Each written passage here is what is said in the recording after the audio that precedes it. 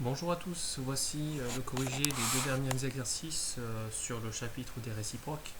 On commence avec la correction de l'exercice numéro 5. Donc, comme vous pouvez le voir sur le schéma, on souhaitait donc savoir si le quadrilatère ABCD était un rectangle.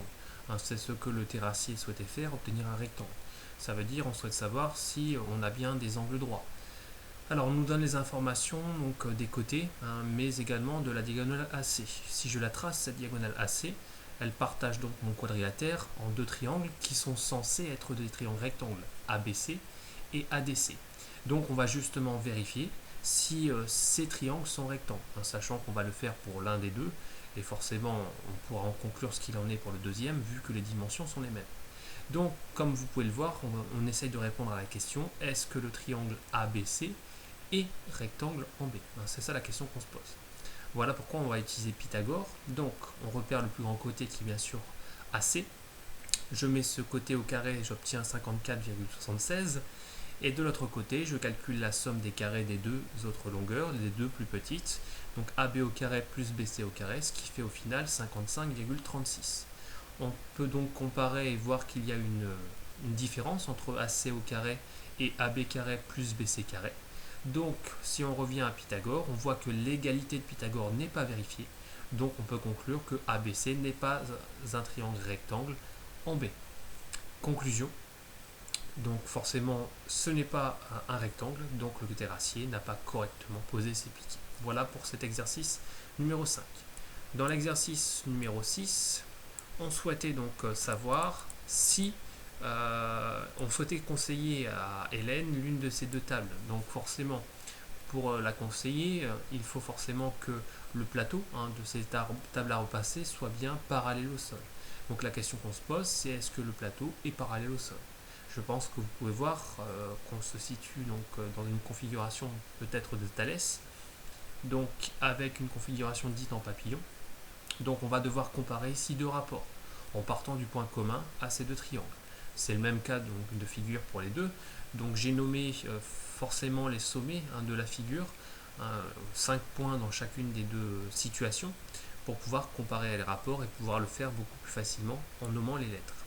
Donc on commence par la table numéro 1, sur laquelle vous pouvez voir que le point commun c'est le point B.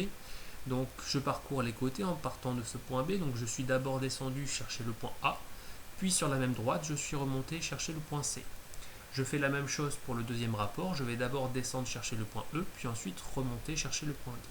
Voilà pourquoi les deux rapports ici que je compare sont BA sur BC et BE sur BD. L'un me donne, après simplification, 16 septièmes et l'autre 17 huitièmes.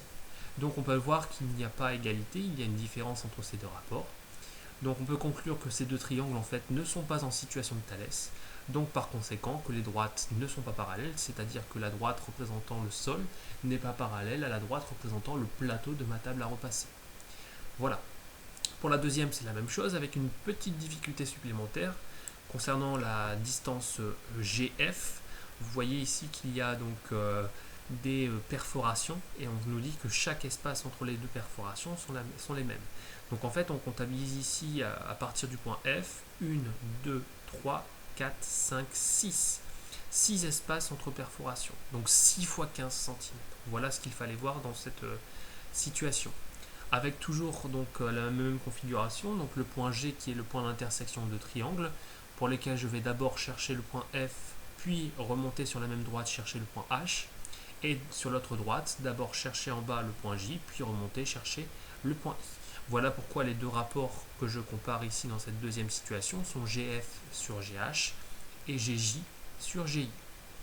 Donc GF 6 x 15 comme on l'a dit, GH nous est donné, donc 90 27e qui après simplification donne 10 tiers. Pour l'autre rapport, j'obtiens également cette valeur de 10 tiers. Donc on compare ces deux rapports qui sont bien sûr égaux. N'oubliez pas que ça n'est pas suffisant pour conclure que les droites sont parallèles. Il faut bien vérifier que les points sont alignés dans le même ordre, ce qui est bien sûr le cas ici de FGH et JGI alignés dans le même ordre. Donc, d'après la réciproque du théorème de Thalès, je rappelle que la réciproque du théorème de Thalès permet de prouver que des droites sont parallèles, on peut conclure ici que le sol est bien parallèle au plateau, ou plutôt l'inverse. Donc si je conclus, on a la première table pour laquelle on a un plateau qui n'est pas bien horizontal, donc parce que pas parallèle au sol, et dans la deuxième table, au contraire, là c'est le cas. Donc en conclusion, bien sûr, on va conseiller à Hélène de choisir cette table numéro 2. Voilà, donc sur la correction de ces deux exercices, j'espère avoir été clair. À bientôt.